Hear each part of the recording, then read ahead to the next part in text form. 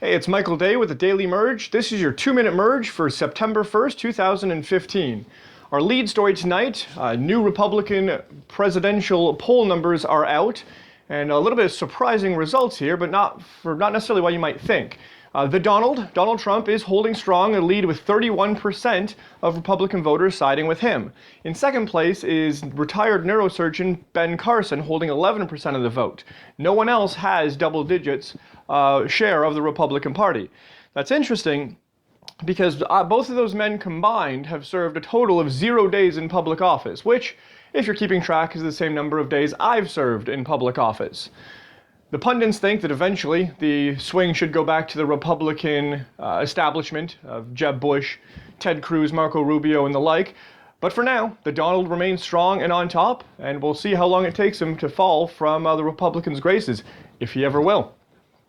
Scott Walker, governor of Wisconsin, is being ridiculed by Democrats and Republicans alike.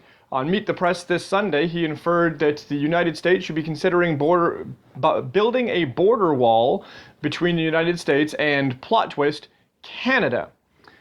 Now, it is important to remember that the Government Accountability Office did release a report that said only 32 miles of that nearly 4,000-mile border has adequate security.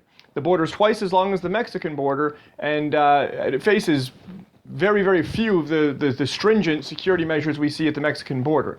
It'll be interesting to see how the Republican Party tackles that challenge. Obviously, a 4,000-mile wall is kind of ridiculous, and Scott Walker is eating his words this week. Our leading story tonight, our top story rather, Kim Davis of Rowan County, Kentucky, had been refusing to issue marriage licenses since the Supreme Court decision earlier this year for marriage equality. She had simply stopped issuing licenses to both straight and gay couples, citing her religious freedoms were being infringed upon. Now, this case has gone all the way up back to the Supreme Court, but late Sunday, the Supreme Court denied to hear her case, which meant, starting today, she was legally obligated to issue marriage licenses. She did not. In a heated exchange, she said she was not following the court's authority, but she was following God's authority and would not be issuing the licenses. Now, at this point, she could well be facing jail time, steep fines, certainly the loss of her job. If you feel that strongly about your religious liberties as a clerk of court, resign. That's the only answer. I don't know why that hasn't happened yet, but you know she's got to follow the law, and that's pretty straightforward as set forth by our Constitution.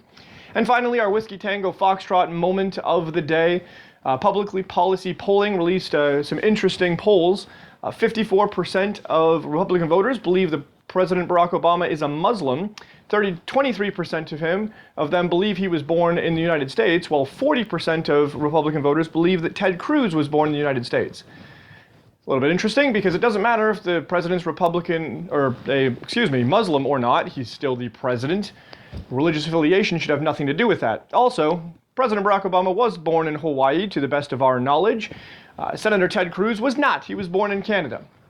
So, there you have it. That's the 2-minute merge on the Daily Merge. We'll see you tomorrow.